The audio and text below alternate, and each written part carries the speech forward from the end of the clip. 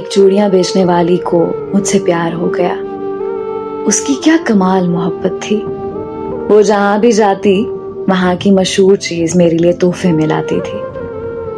وہ میری خاطر میرے شہر میں 4 سال تک رہی، روزانہ میری منتیں کرتی اور روتی رہتی تھی، کہتی ہوتی تھی کہ میرے نال شادی کر لے۔ میرے لگاتار انکار پر وہ واپس اپنے آبائی گاؤں جھنگ چلی گئی۔ کچھ عرصے بعد میں اپنے دوستوں کے ساتھ باہو سلطان کے مزار پر گیا۔ میں ادھر مزار کے باہر کھڑا تھا کہ پیچھے سے کسی نے میرا بازو پکڑا۔ دیکھا تو وہی چوڑیاں بیچنے والی تھی۔ خوشی کے مارے وہ کہنے لگی کہ عاقب، میری دعا رنگ لے آئی، تیرا دیدار ہو گیا، ساری عید ہو گئی۔ میں جب بھی دربار پر آتی تھی عاقب تجھے مانگتی تھی، اب تیرے لیے بیٹھی ہوں، شادی نہیں کی۔ پھر اس کی آنکھوں میں آنسو آ گئے، کہنے لگی بھیک منگنا، چوڑیاں بیچنا میرا قصور تو نہیں ہے نا، یہ تو میری قسمت کا، میرے نصیب کا قصور ہے، تو سزا مجھے کیوں مل رہی ہے؟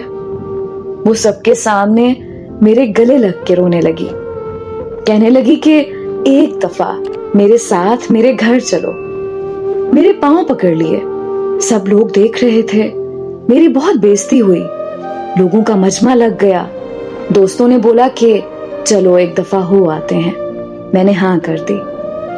تو وہ بھاگ کر گاڑی میں بیٹھ گئی۔ اس کا گھر 50 کلومیٹر دور تھا۔ سارے راستے وہ بہت خوش تھی۔ ہم اس کے گاؤں پہنچ گئے، وہاں سب گھر کچے تھے، لیکن صفائی پکے گھروں سے بھی زیادہ تھی۔ سب لوگ مجھے عجیب نظروں سے دیکھ رہے تھے۔ ہم ان کے گھر پہنچے تو اس کی سب سہیلیاں جمع ہو گئیں۔ پھر اس نے ہمارے لیے کیا مزے کا کھانا بنایا۔ اس کے گھر والوں نے مجھے بتایا کہ یہ لڑکی تو سارا وقت تمہارے نام کی تسبیح کرتی رہتی ہے۔ اور پھر جب ہم واپس آنے لگے تو اس کی آنکھوں سے آنسو نہیں رک رہے تھے۔ میرے ہاتھ چوم کر کہنے لگی کہ تیرا قصور نہیں ہے، میری قسمت کا قصور ہے جو میں چوڑیاں بیچنے والی کے گھر میں پیدا ہوئی۔ بڑی مشکل سے ہم سب نے اسے چپ کرایا اور پھر ہم واپسی کے لیے نکل آئے۔ میں کار کے شیشے میں سے دیکھ رہا تھا کہ وہ تب تک دیکھتی رہی جب تک ہماری گاڑی اس کی نظروں سے دور نہیں ہوئی۔ وہ ہماری آخری ملاقات تھی۔